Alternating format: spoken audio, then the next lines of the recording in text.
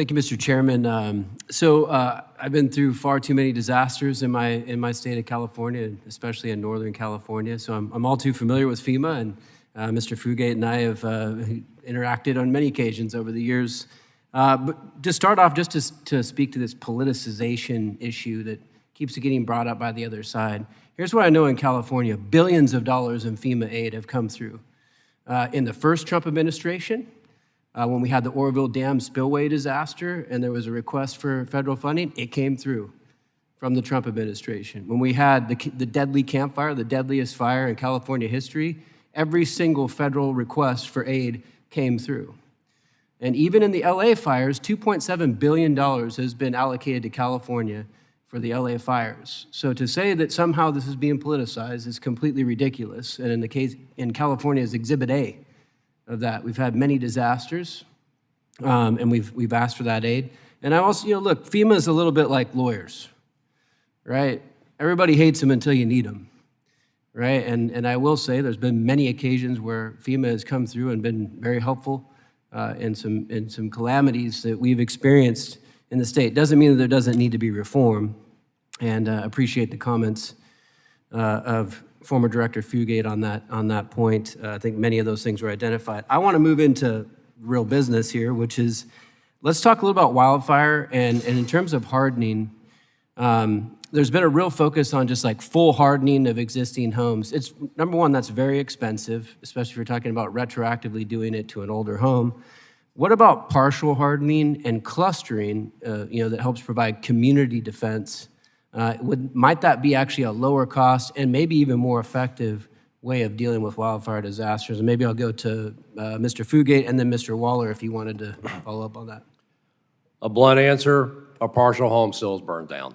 I mean, it's pretty much, everybody's complaining about the cost, but if the home has combustible material exposed to the outside and we get a fire and they start that blowing, because when you get into Paradise, what you found was it wasn't the fire, it was the embers. And once one home lit, they were all gone. The rest of them went too. So if you're not going to increase the space between the homes, you're not going to enforce the, no having any combustibles around there, and you're not going to use building materials that are non-combustible, I don't know if a partial works in these extreme conditions. I mean, we face the same thing in utilities when we harden. Do we go underground or we merely harden? So it's a trade-off. It's a risk decision. Do we buy down risk enough where it's a good investment, or are we just setting up the scenario where it will work some of the time, but not in the catastrophic wildfire? And again, I realize people, they make this all about affordability. I look at total cost of ownership. Will my home be there after the fire? Yeah, that's what I want to know.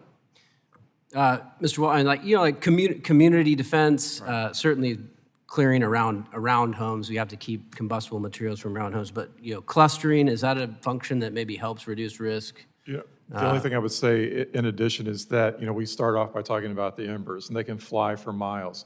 And so from the community perspective, yes, if we're from a community perspective, reducing the fuel load, paying more attention to the vegetation, things like that, and making the community more hardened, then I think that's going to help overall. And then just to follow up on that, in the wake of wildfires, especially in places like California, insurance premiums have markedly increased. How do the provisions of the FEMA Act speed up and improve mitigation funding, help make insurance more affordable, especially in a place like California where we've seen rates go up quite a bit? Sure. Well, I think when the grant money is used for things that we know from building sciences that will better harden and protect houses from wildfire, that's going to reduce the risk, and I think insurance will follow that. Yeah, well, that's good news. I mean, we want to do things, and that's why I think this legislation is so important. We need to bring down insurance premiums, especially in places like California.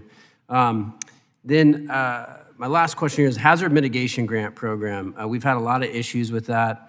The lengthy environmental review and obligations. So for example, in Shasta County, FEMA received project deliverables in July of 2023, but EHP review didn't finish until May of this year, 2026. So that's just one example. These delays put critical wildfire mitigation work at risk, especially when the state match funds expire in 2028 and cannot be extended. In this committee's FEMA Act, it would address several of those structural problems we're seeing with those delays. From your experience, what are the most important structural changes FEMA could make to improve that hazard mitigation grant program? staying with me. I think some of the upfront funding would really help. You know, it gets that money out quick, so the work can begin quicker. And I see my time has expired, so thank you, Mr. Chairman. I yield back.